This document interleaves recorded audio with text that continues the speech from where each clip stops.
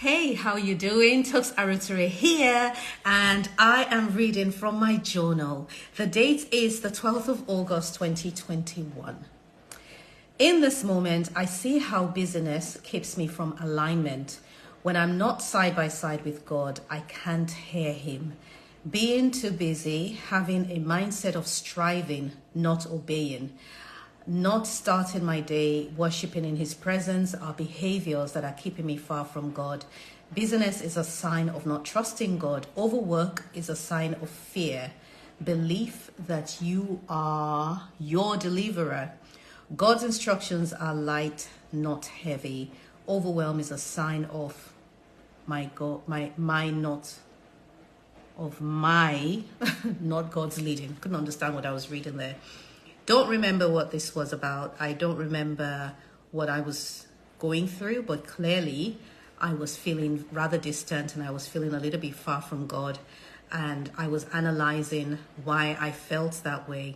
I recognize that feelings are not everything. I recognize that emotions are indicators and they tell us and they give us a sign of what's happening or what we want to happen, but it's not always it doesn't always give you the reality, and a feeling of being distant from God does not necessarily translate into I really am distant from God. But in this moment I think I was, and I was analyzing why and trying to understand, most likely by looking at my life and looking at what I was doing in that season, and I could see that I was ridiculously busy.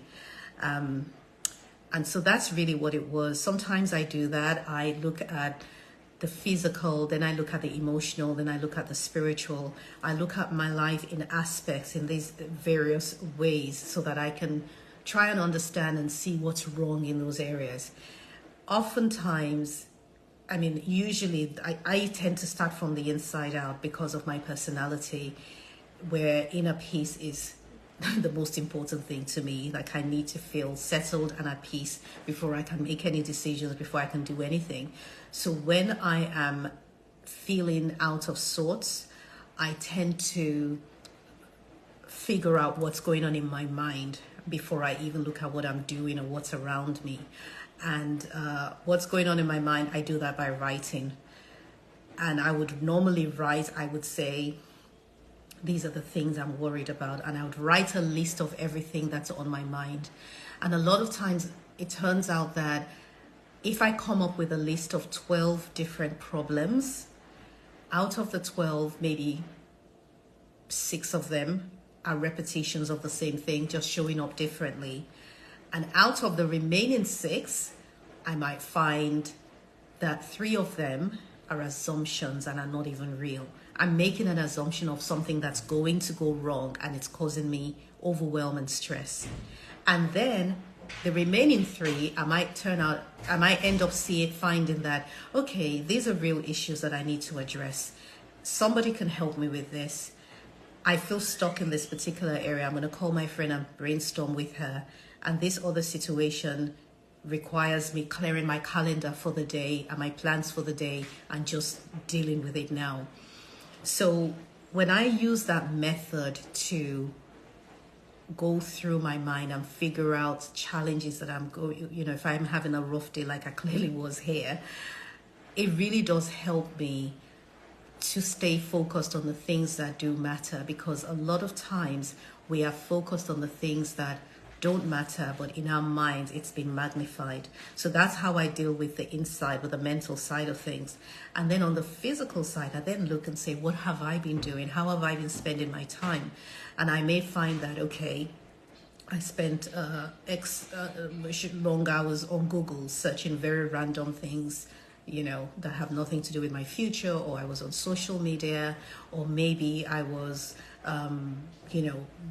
oversleeping. I don't oversleep a lot, but occasionally I do.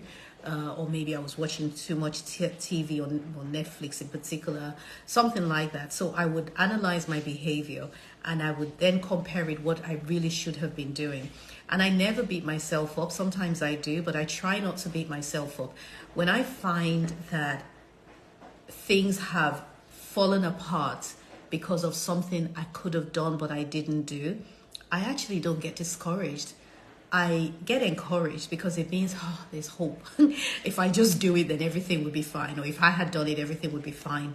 Because it is easier to come to terms with something that you could have done but you didn't do than to come to terms with being totally unable to solve the problem. When you find yourself in a place that, hey, I can't even solve this, I don't know what to do, it's harder to deal with than if you could have solved it, but you just chose not to. So that's what I was doing. I'm reminding myself that God's instructions are light and not heavy. I know that there are times that I might look at a situation or a project or something I'm working on or I'm supposed to work on, and I'm looking at it in the distance, and it looks so heavy and it looks so huge that I don't feel capable of carrying it out. But that's because I am comparing. Sometimes I'm looking at how I feel. I'm comparing how I feel to the size of what I'm about to do, or I'm looking at my own ability or how much I have to do, and then I feel discouraged. And so this reminder here that God's instructions are light, not heavy, is to remind me that he leads me in piecemeal, in bits and pieces, in step by step. He gives me a light instruction and I do it. Then another light instruction and I do it. He doesn't overwhelm me and toss everything on me.